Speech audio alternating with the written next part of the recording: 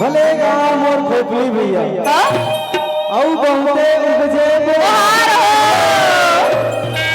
ठाकुर देवता के पैया परत हो कि मोर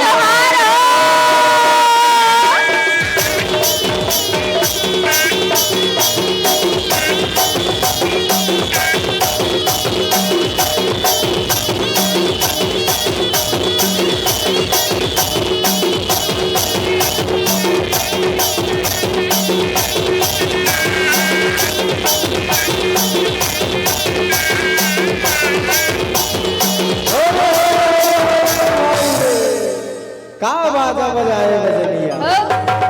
और मोरे मन नहीं आया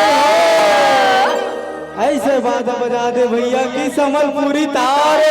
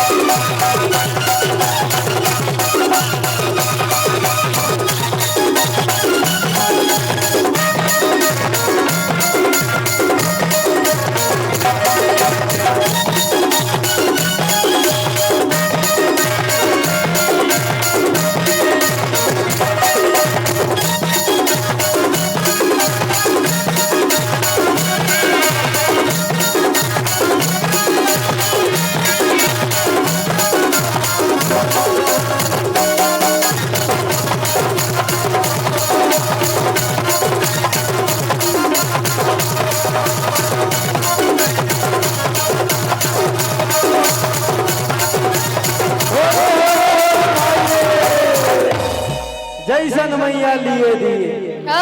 और वैसन देखो आशीष हो अन्न धन गौ लक्ष्मी भरे और तुम जियो लाख वफीर हो